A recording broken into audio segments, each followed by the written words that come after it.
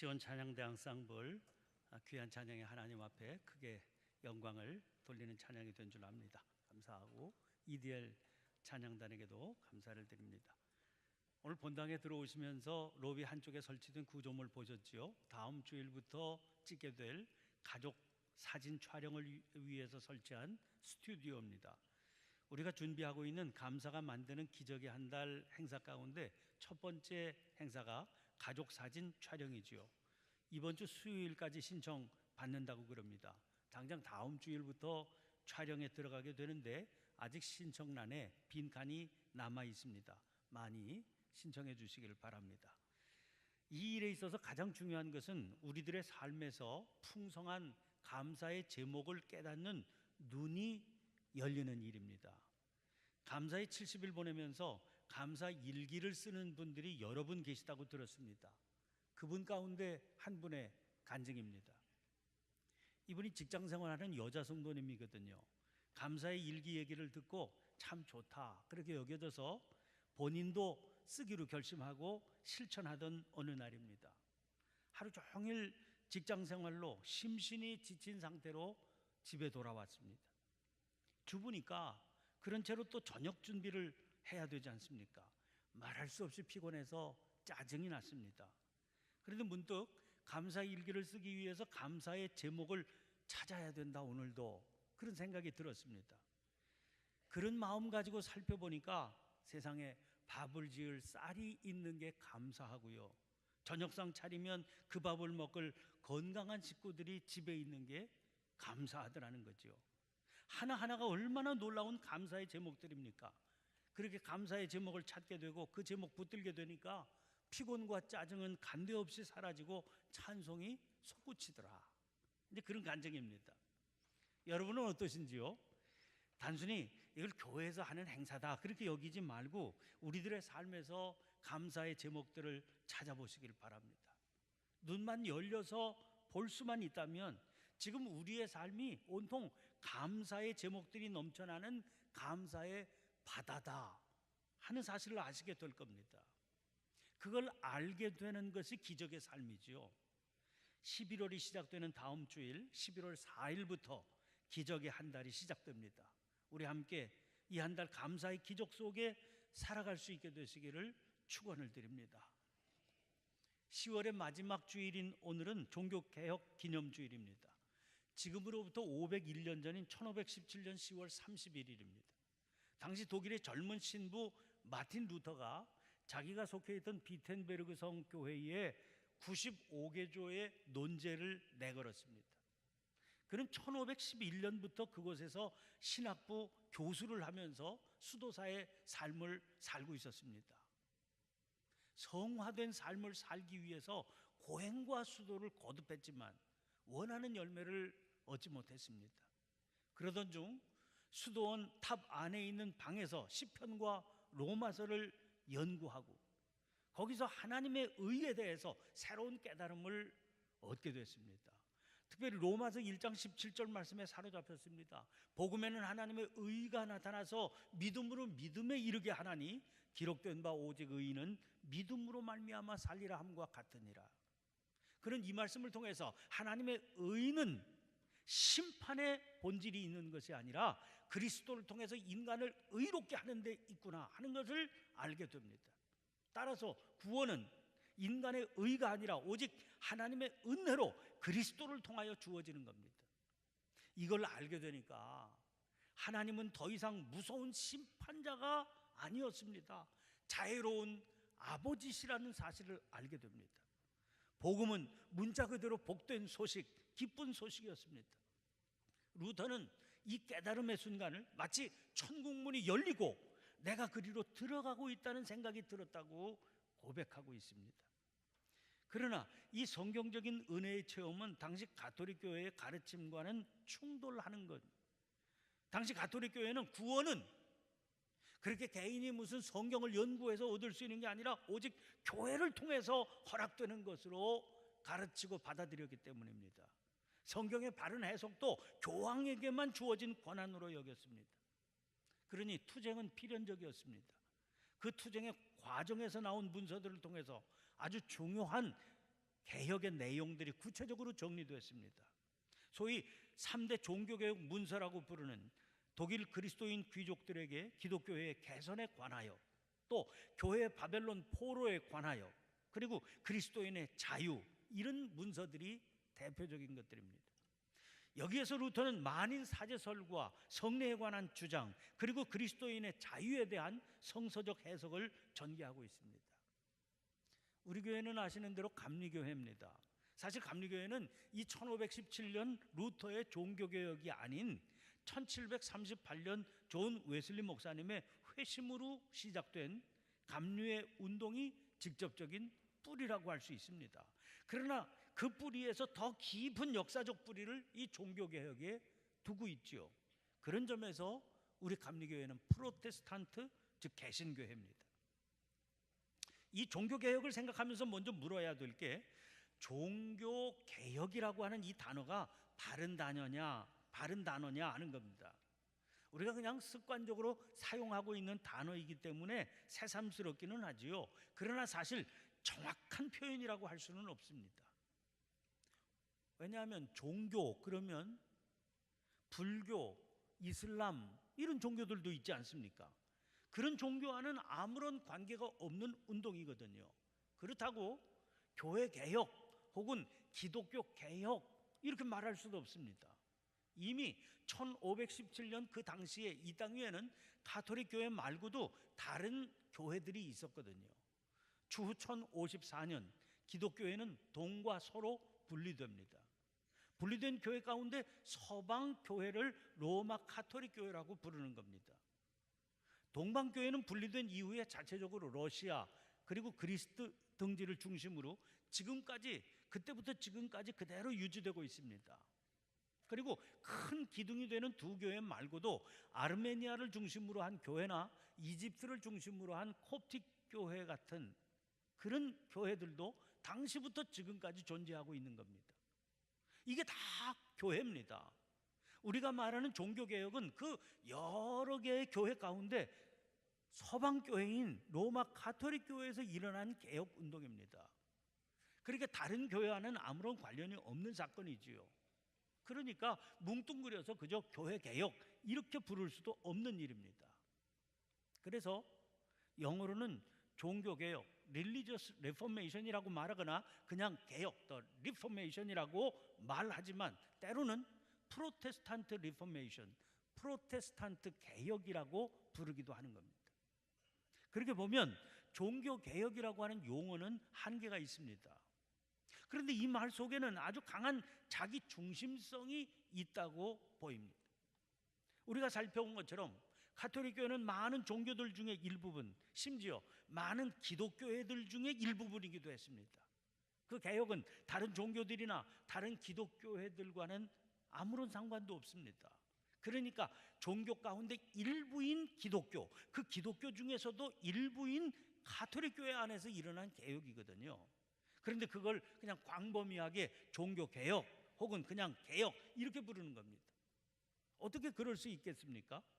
그 운동이 서구 유럽에서 일어나서 서구 유럽의 역사를 바꾼 운동이기 때문입니다. 그러니까 그렇게 부르는 건 서구 유럽을 역사의 중심으로 보기 때문입니다. 아니, 역사의 전부로 보니까 그렇게 부르게 되는 겁니다. 또 개혁의 대상이 된 가톨릭 교회도 생각해 보세요. 가톨릭이라고 하는 말은 보편적이라고 하는 의미의 말입니다. 우리 지금 오늘도 사도신경으로 우리의 믿음을 고백했지요. 그런데 어떤 분들 가운데서는 사도신경에 대해서 거부감을 가지는 분이 계십니다. 거기 등장하고 있는 공회라고 하는 말 때문인 경우가 많습니다. 이 말을 영어로 보면 캐톨릭 처치라고 하거든요. 그래서 사도신경은 가톨릭 교회 믿음의 고백이니까 받아들이기가 껄끄럽다 이렇게 주장하는 겁니다. 그런 오해를 피하기 위해서 이 말을 공회 이렇게 옮겼습니다. 그리고 정확한 구별을 위해서 가톨릭 교회를 그냥 가톨릭 교회 이렇게 부르기도 하지만 정확하게 하려면 로마 가톨릭 교회 이렇게 불러야 되는 겁니다. 501년 전에 가톨릭 교회의 특징이 바로 이 지독한 자기중심적인 독선입니다. 하나님의 역사를 자기들 안에만 가두어 놓고 구원을 자기들의 전매 특허로 삼겠다는 발상입니다. 마틴 루터의 종교개혁은 이런 지독한 자기중심적인 독선에 대해서 과감하게 아니라고 외치는 운동입니다. 그 대신에 하나님께서 뭐라고 말씀하시는지 거기 귀를 기울여 봐야 된다, 이렇게 외치는 운동이지요. 사실 그러한 자기중심적인 종교적 독선이라고 하는 것은 가톨릭 교회에서 시작된 게 아닙니다. 그것을 확인하기 위해서 붙든 말씀이 오늘 본문 말씀입니다. 우리 교회 부흥에 인도하셨고 지난번 총여성교회 헌신예배 때도 말씀을 와서 전하셨던 한희철 목사님이 최근에 책을 한 권 또 펴냈습니다. 제목이 예레미야와 함께 울다, 이런 책입니다. 구약성경 예레미야서를 읽으며 묵상한 내용을 정리해서 낸 책입니다. 그 책을 보니까 오늘 본문을 두 부분으로 나누어 놓았습니다. 각각의 소 제목을 빈말을 믿어 안심하지 말라, 그리고 끙끙 앓는 하나님, 이렇게 붙여놓았더라고요. 오늘 본문 4절과 8절에 등장하고 있는 거짓말을 공동번역은 빈말, 이렇게 번역했는데 그 단어를 받아온 거죠. 그러면 그 말씀의 내용이 어떤 것인지 한번 들어보시기를 바랍니다. 이스라엘이 남북으로 갈라진 후에 그 북쪽에 있던 북왕국 이스라엘은 주전 721년에 아수르에 의해서 멸망당합니다. 남은 반쪽 유다만 겨우 명맥을 이어가고 있었을 때입니다. 그런데 남왕국 유다는 북왕국하고 달리 자기들이 멸망당하지 않을 수 있었던 것은 자기들의 수도 예루살렘에 있는 성전 때문이다, 그렇게 믿었습니다. 아니, 전능하신 하나님이 계신 성전 아닙니까? 아무리 강한 민족이라도 어떻게 이방 민족이 전능하신 하나님이 계신 성전이 있는 예루살렘 무너뜨릴 수 있겠느냐, 그런 겁니다. 성전이 있는 한 예루살렘은 멸망당하지 않는다는 거죠. 나라는 날이 갈수록 기울어가고 있는데 나라의 힘이 약해져 가는 것을 보면서도 계속 그런 주장만 힘을 얻고 있었습니다. 오늘 본문 말씀에 담긴 모습이 바로 그 장면 묘사한 겁니다.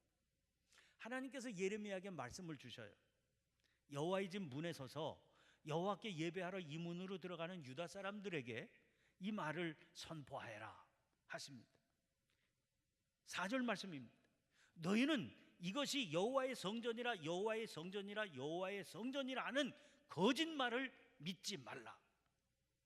아까 제가 말씀의 배경을 설명해 드렸으니 무슨 말씀인지 아시겠죠?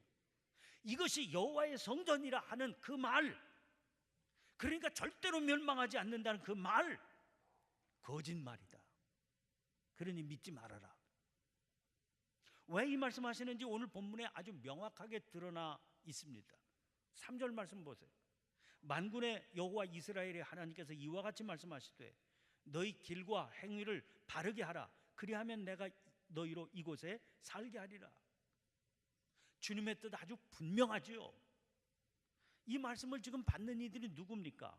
여호와께 예배하러 이 문, 그러니까 성전 문으로 들어가는 사람, 그들을 향해서 진정한 성전은 어떤 곳이고 진정한 예배란 무엇인지를 하나님이 가르쳐 주시는 겁니다. 하나님께서는 건물이 웅장하고 화려하다고 성전이 아니다 말씀하십니다. 찬양이 뜨겁고 진행되는 의식이 웅장하다고 예배라고 할 수 있는 게 아니라고 하십니다. 오히려 그렇다, 그렇게 말하는 게 거짓말이라는 거예요. 진정한 예배의 삶은 길과 행위를 바르게 하는 겁니다. 그 삶이 이루어지는 자리야말로 이것이 여호와의 성전이 되는 겁니다. 그 말은 그러면 망하지 않는다는 거죠. 5절부터 7절 말씀 보세요. 너희가 만일 길과 행위를 참으로 바르게 하여 이웃들 사이에 정의를 행하며 이방인과 고아와 과부를 압제하지 아니하며 무죄한 자의 피를 이곳에서 흘리지 아니하며 다른 신들 뒤를 따라 화를 자초하지 아니하면 내가 너희를 이곳에 살게 하리니 곧 너희 조상에게 영원 무궁토록 준 땅이니라. 그런데 지금 그들의 현실이 문제입니다. 그들이 어떻게 살고 있습니까? 9절 말씀 보세요. 너희가 도둑질하며 살인하며 간음하며 거짓 맹세하며 바알에게 분향하며 너희가 알지 못하는 다른 신들을 따르면서, 이게 그들의 삶의 현실입니다. 그러면서 뭐라 합니까? 10절 보세요. 내 이름으로 일컬음을 받는 이 집에 들어와서 내 앞에 서서 말하기를 우리가 구원을 얻었나이다 하느냐. 이는 이 모든 가증한 일을 행하려 함이로다. 세번역 성경은 이 구절을 이렇게 옮기고 있습니다. 너희는 이처럼 내가 미워하는 일만 저지르고서도 내 이름으로 불리는 이 성전으로 들어와서 내 앞에 서서 우리는 안전하다 하고 말한다. 너희는 그런 역겨운 모든 일들을 또 되풀이하고 싶어서 그렇게 말한다. 그들이 왜 무익한 거짓말들을 의존하려고 하는지 분명히 밝혀주고 계시지요. 이유는 한 가지라고 그랬습니다. 그런 역겨운 모든 일들을 또 되풀이하고 싶어서입니다. 오늘 본문 말씀은 하나님의 한탄으로 끝나고 있습니다. 11절입니다. 내 이름으로 일컬음을 받는 이 집이 너희 눈에는 도둑의 소굴로 보이느냐. 보라, 나 곧 내가 그것을 보았노라. 여호와의 말씀이니라. 예레미야서가 눈물로 적셔진 문서인 것은 이 두려운 예언이 역사를 통해 그대로 실현되었기 때문입니다. 주전 586년 반쪽만 남았으면서도 하나님의 경고를 무시했던 남한국 유다는 바벨론에 의해서 무참하게 멸망되고 말았습니다. 절대로 무너지지 않을 거라고 하던 예루살렘 성 무너지고 예루살렘 성전은 무참한 돌더미가 되고 말았습니다. 시편 107편 10절 11절입니다. 사람이 흑암과 사망의 그늘에 앉으며 곤고와 쇠사슬에 매임은 하나님의 말씀을 거역하며 지존자의 뜻을 멸시함이라. 이런 역사적 사실을 통해서 우리가 뭘 확인할 수 있습니까? 잘못된 성전 신앙입니다. 에스겔서 8장은 이런 잘못된 신앙의 극치를 보여줍니다. 8장 6절입니다. 하나님께서 선지자에게 이렇게 말씀하세요. 인자야, 이스라엘 족속이 행하는 일을 보느냐? 그들이 여기에서 크게 가증한 일을 행하여 나로 내 성소를 멀리 떠나게 하느니라. 이 말씀에 등장하는 여기는 여호와의 성전을 말합니다. 성전에서 이스라엘 족속이 크게 가증한 일을 행하기 때문에 하나님께서 그곳을 멀리 떠날 수밖에 없게 만든다는 겁니다. 이 말씀을 하신 후에 하나님께서는 선지자에게 성전 안에서 행해지는 여러 가지 가증한 장면들이 뭔지를 목도하게 해주십니다. 그 가증함을 보면 하나님께서 왜 이런 말씀을 하셨는지 충분히 이해가 가지요. 그 모든 일들이 도저히 하나님께서 그곳에 머무실 수 없게 만들어버리는 요인이 되는 겁니다. 도둑의 소굴, 우상의 소굴이 되어버렸는데 어떻게 거기 계속 머물러 계실 수 있겠습니까? 그런데 문제는 그런 일들이 역사를 통해서 계속해서 반복된다는 겁니다. 예레미야 때 그랬죠. 에스겔 때 그랬죠. 예수님 때도 그랬습니다. 마가복음 13장입니다. 예수님께서 성전에서 나가시는데 제자 중 하나가 말씀을 드립니다. 선생님이여 보소서, 이 돌들이 어떠하며 이 건물들이 어떠하니까. 그때 성전 건물은 헤롯이 지은 성전입니다. 헤롯은 에돔 출신으로 유대의 왕이 된 사람이거든요. 자기가 에돔 출신이라고 하는 그 성분 때문에 백성들의 지지를 받지 못하게 되는 게 큰 약점이었습니다. 그 약점을 감추려고 백성들로부터 또 환심을 사기 위해서 힘을 다해서 화려한 성전을 지었습니다. 제자가 그 성전의 화려함과 웅장함에 놀라고 감탄했던 것은 당연해 보입니다. 그런데 주님께서 이렇게 말씀하세요. 13장 2절입니다. 내가 이 큰 건물들을 보느냐? 돌 하나도 돌 위에 남지 않고 다 무너뜨려지리라. 그렇게 되는 이유가 뭡니까? 그 앞에 11장에서 이미 그 이유를 찾을 수 있습니다. 예수님께서 그 성전에 들어갔을 때 보신 게 뭡니까? 성전 안에서 이루어지고 있는 매매 행위였습니다. 그렇게 화려하게 꾸민 성전 안에는 돈 바꾸는 자들과 비둘기 파는 자들의 상이 널려 있었습니다. 주님은 그들의 상을 둘러 엎으시며 말씀하셨습니다. 내 집은 만민이 기도하는 집이라 칭함을 받으리라고 하지 아니하였느냐. 너희는 강도의 소굴을 만들었도다. 그런데 예수님께서 그렇게 하신 결과가 무엇이었겠습니까? 이 사건을 소개하고 있는 말씀 끝부분 11장 18절입니다. 대제사장들과 서기관들이 듣고 예수를 어떻게 죽일까 하고 꾀하니 말씀을 듣고 돌이켜 회개해야 되겠다, 이런 생각이 전혀 없었습니다. 오히려 분을 냈습니다. 그런 행동을 하시며 그런 말씀을 하시는 예수님을 죽여야 되겠다, 그렇게 결심했습니다. 성전 지켜야 되겠다는 거예요. 1517년 마틴 루터 당시의 가톨릭 교회도 그와 다르지 않았습니다. 다만 그 당시의 교회는 건물이 아니라 자기들이 세운 교리와 제도였습니다. 하나님의 말씀이 아니라 인간이 세운 교리와 교회라고 하는 제도에 구원이 있다는 겁니다. 너무나도 분명한 하나님의 말씀에는 귀를 기울이지 않았습니다. 교인들에게도 귀를 기울이지 못하게 만들었습니다. 이런 역사를 통해서 분명히 드러나는 게 있지 않습니까? 역사를 통해서 계속해서 반복된다는 거지요. 시대에 따라서 모습은 약간씩 달라질 수 있습니다. 그러나 내면은 전혀 달라지지 않고 계속해서 반복됐습니다. 그 말은 1517년 종교개혁 그날로부터 501년이 흐른 오늘, 이 땅의 개신교회는 어떠할까를 묻게 하는 겁니다. 지난번 그리스도키를 여행하고 있던 기간, 고국 땅에서 날아온 뉴스가 마음을 아프게 했습니다. 명성교회 다룬 PD 수첩에 관한 보도였습니다. 여행 기간 중이라 영상을 모두 볼 수는 없었습니다. 그러나 세습으로 인해서 불거진 뉴스거리가 비자금으로까지 번져간 것만은 확인할 수 있었습니다. 여러분, 방송 탓하고 그래서 그 내용이 모두 사실이다, 그렇게 믿을 수는 없습니다. 저 스스로도 여러 차례 미디어 매체들의 선정적인 태도를 경험한 바 있기 때문입니다. 정작 큰 문제는 그런 보도를 세상이 믿게 만드는 평소 우리들의 삶입니다. 세상이 인식하고 있는 우리들의 신은 누구이겠습니까? 주님은 분명히 말씀하셨습니다. 마태복음 6장 24절입니다. 한 사람이 두 주인을 섬기지 못할 것이니 혹 이를 미워하고 저를 사랑하거나 혹 이를 중히 여기고 저를 경히 여김이라. 너희가 하나님과 재물을 겸하여 섬기지 못하느니라. 하나님과 재물을 겸하여 섬기지 못한다 하셨습니다. 그 말씀은 하나님을 섬기든 재물을 섬기든 둘 중 하나다, 그 말씀 아닙니까? 그러면 우리는 지금 과연 뭘 섬기고 있을까요? 이걸 우리 스스로에게 심각하게 물어봐야 됩니다.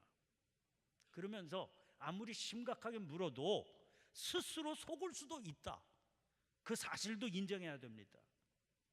스스로 묻는 것만으로는 정확하고 분명한 답을 기대하기 어려울 수 있습니다. 자기 스스로도 속으니까요. 그래서 우리를 향한 세상의 소리에도 귀를 기울여야 된다는 겁니다. 당신들은 우리가 과연 뭘 섬기고 있다고 생각하느냐, 그렇게 한번 세상을 향해 물어보세요. 무슨 대답이 있겠습니까? PD 수첩이 그 대답입니다. 무너져 돌무더기로 변해 있는 초대교회 예배당 터전에서 듣는 조국교회의 뉴스는 참담하기만 했습니다. 지금은 웅장한 건물이 이렇게 화려한 조명을 받고 있지만 언제 그 돌무더기 터전처럼, 유적지처럼 돌무더기로 바뀔지 누가 알겠습니까?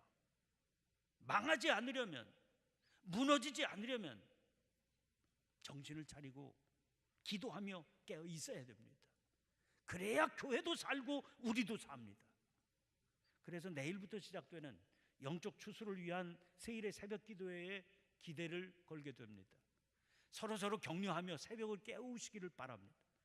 차갑고 청명한 공기를 맞으며 주님의 말씀을 새롭게 붙들고 기도하는 가운데 우리를 살리시는 주님의 생명으로 풍성해지는 복된 경험을 누리게 되시기를 축원합니다. 기도를 드리겠습니다. 살아계신 하나님, 501년 전 하나님의 종을 들어 죽어가는 교회를 새롭게 하셔서 주의 백성들을 살리신 사건을 기념하는 주일입니다. 흘러간 역사를 돌아보는 것으로 그치지 않게 해 주시옵소서. 다시 그 옛날의 타락을 닮아가는 저희들의 모습을 아픔으로 고백하며 가슴치고 통회하고 자복하는 역사가 있게 하여 주시옵소서. 그 일을 위해서 기도하게 하시고 말씀 위에 굳게 서는 역사도 허락해 주시옵소서. 앞으로 3주간 새벽마다 말씀을 붙들고 기도할 때에 주님께서 친히 역사해 주심으로 귀가 열리고 마음의 문도 열리게 해 주시옵소서. 예수님의 이름으로 기도하옵나이다. 아멘. 아멘. 모두